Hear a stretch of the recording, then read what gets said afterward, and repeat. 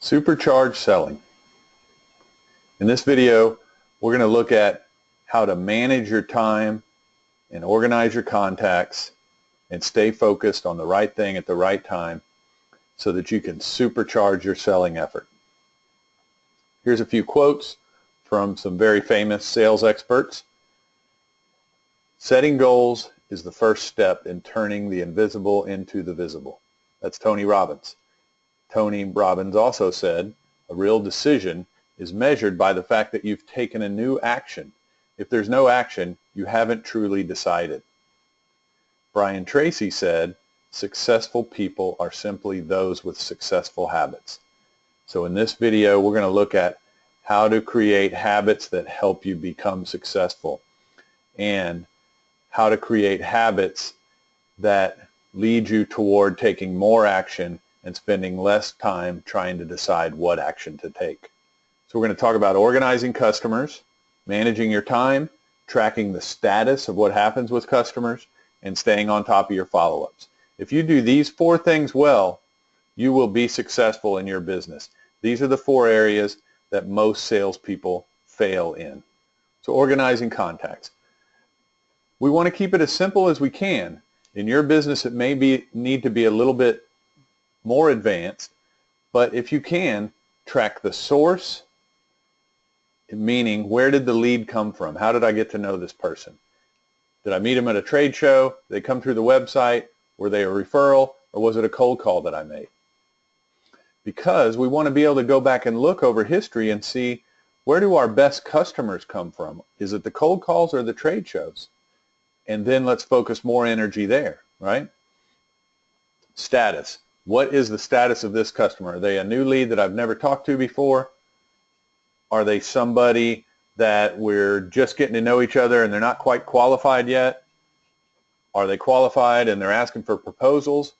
Are they somebody that got a proposal and became a client or maybe said no to a proposal? And how big are they? What's the size? In your business, those little details will be different. It might be the number of employees. It might be the amount of square footage. It might be the amount of money they have to invest. But one way or the other, there's something that defines the potential economic value of that customer to you and your business. And you want to know the difference from one customer to the next. So let's look at how we do that. So organizing your customers is super easy. Here we have a potential customer, and to organize them based on source, status, and size, we've just got a few fields that we need to set up. So in our case, we use ID status, and we have suspect and prospect and client. Simple, right? Those are the three things that we use as salespeople. These other things are for other purposes, non-sales contacts in our system, right? The source is right here. These are the different common sources of leads for us. And so as leads come in, we mark them off as one of those sources. And then I have sales call results. So when I actually speak to a customer the first time, I'm going to mark off, were they just not interested at all? They just said, no, don't bother me. Do I have bad information? I can't even get the person on the phone. Or are they qualified? And then ultimately, final result is when I'm done with that customer, either I'm tired of chasing them, or they've said no, or they became a customer, I'm going to mark off what happened. Did they buy some competitor? Did they put the project on hold? What happened? So those are four fields that when I'm talking to customer, I just point and click and fill that out, and my customers are organized. Because now, at any time, I can come into the system and say, show me all my customers based on their lead source. Let me sort by that, or by that call result, or whatever. And start with, my customers that are the largest, for instance. And just go through and start making calls to those customers. So now let's focus on time management. Most salespeople struggle with focusing on the top of the funnel. They get busy with big deals, they're closing deals, and they stop spending time on prospecting and generating new leads and filling things into their funnel. And that leads to up and down performance. You'll close a lot of deals one month, and during that month you're not doing a lot of prospecting, and so the next month or a couple months later you're going to have a very slow month in terms of sales because you weren't putting new deals in the funnel during that very busy month. So we want to manage our time to make sure we're allocating time to focus on that. Obviously, we want to keep our attention on key deals, and we want to block out time to manage follow-ups and just not let things slip through the crack. And then we want to keep ourselves from getting distracted with the busy work, the paperwork, doing little customer service things and things like that. Those things are important for sure, but they seldom have to be done right now. And a lot of times salespeople will let those things distract them from taking care of those top of funnel and key deal type activities. And the day slips away, and what's really most important, that top of funnel activity, is what suffers. So we're going to work on how to manage things so that we avoid those pitfalls.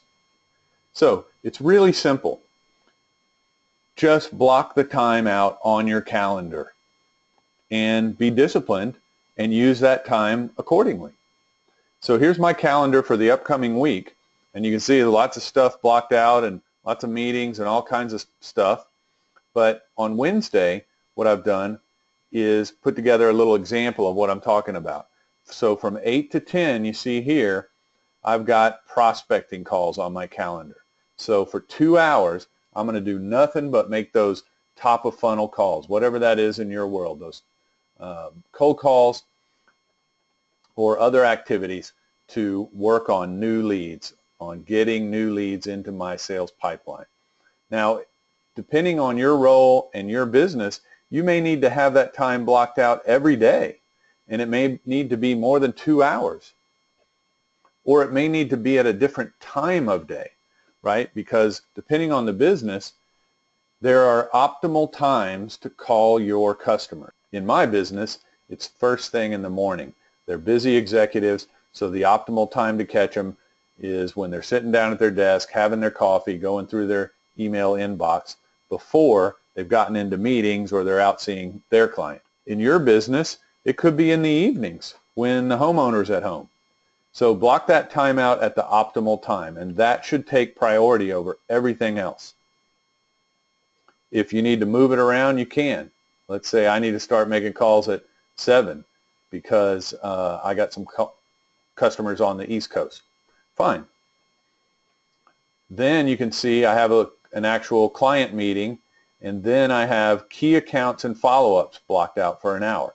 So that's where I'm just going to go through my list of key accounts and just think about them a little bit. And if there's follow-ups to be made to them, of course, make those, send them an email. Maybe if I notice something in the news that they might be interested in, send them those little nurturing and relationship building emails. And then make the other follow-ups to, the guys that I sent a proposal to last week, and I need to find out what the status of that is. So that's my hour to do that. So it doesn't matter what else is going on. At 10:30, I'm going to stop doing all that stuff and sit down and go through those calls.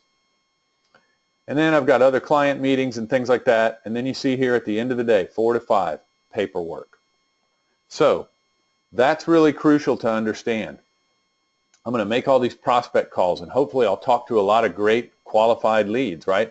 And every one of those conversations will lead to some sort of follow-up. Well, Mr. Customer, I'm going to send you an email with a link to this, and it'll have our contract attached and whatever else, right? Well, you got to sit down and put those emails together, don't you? But you don't have to do it right then at 9 o'clock in the morning when you still have 20 more prospecting calls to make. You can go through and make all those prospecting calls knowing that at 4 o'clock you're going to sit down and do all that follow-up emails and paperwork and other things. And the customer that calls you at 10 o'clock and leaves you a voicemail and says, hey, I really need you to call me back. We've got an issue with the delivery of something or another, right? Great.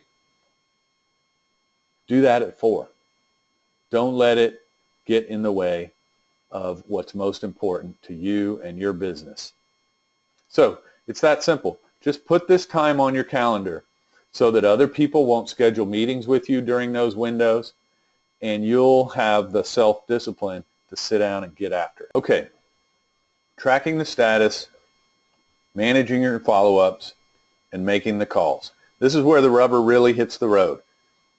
Now I'm going to show you a real-world example of how, as a salesperson, you can come in every morning and get right to the most important calls to make and get things done quickly. So there are 2 main ways that a salesperson can jump in and get after it in terms of making the calls to the most important prospects and leads. So one is to just start with your customer list. And we talked earlier about how we can organize them based on status or qualification or their source. So I can sort by my lead source so that I can see all my trade show leads together and make those calls right all at once. What I did here is I sorted by the sales call result. That's our qualification field. So if I scroll down just a little bit, here's all my qualified as prospects. So if I want to make all my follow-up calls to all my current prospects, I just click here on the first one. So now I'm ready to call Bill. I have all my vital information about him. If I want to check out his LinkedIn profile, I can do that. I can go here and have the notes up so I can see any new recent notes about conversations with Bill. And I just click the link here and dial my phone. And when I do that, I log the call. And I can say I left him a message and I want to call him again in a couple of days. So I'm going to put that on my calendar, right?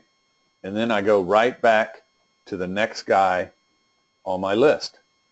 Call him, log the call, and go to the next guy. And so on and so on. And every time I make a call, it gets logged in my history, so I know when the last time I've called Alan is. So I know if I'm calling him too much or maybe waiting too long in between. I can see my notes and histories and emails that I've sent him and pull those up. So I've got everything I need to just make the call. I don't need to sit around thinking about it. I've got my list and I'm just going through it. I can make a lot of calls in a very short amount of time in this way. The other way to do it would be with your task list. So you schedule follow-ups with your important customers, and then you go to your task list.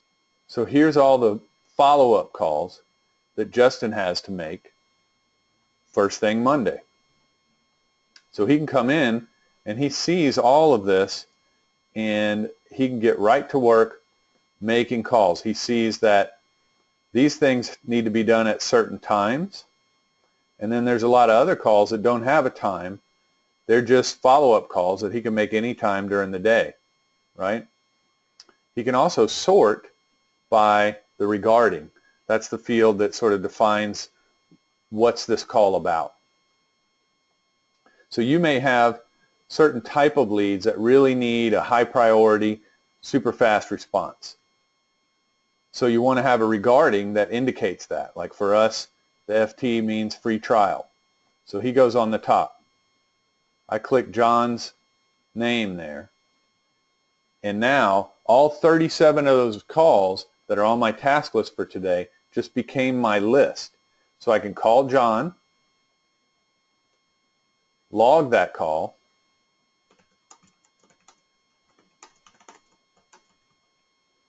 schedule a follow-up as appropriate, and then move right on to the next person on the task list. So I call Lonnie, log the call, and move right down the list to Guy, and so on and so on. So using either scheduled tasks or just your contact list organized by source and status and size, you can pull together a list quickly and start making calls and knock out your prospecting calls in a very short amount of time. for the most part, you're going to be getting voicemails and gatekeepers, right?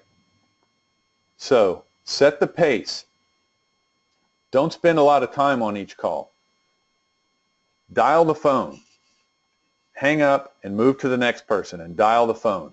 You can make 50 plus calls in an hour if you set the pace like that.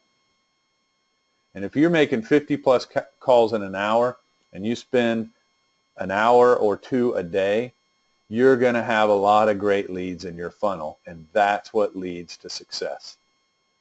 Another great thing about organizing your customers, as we've talked about, is that you can use dashboards to make things super easy for yourself. So here I have a dashboard of new leads that have come in this month.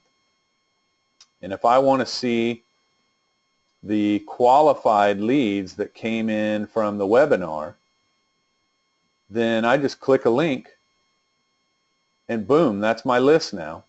And I can go right to those contacts and start making those calls.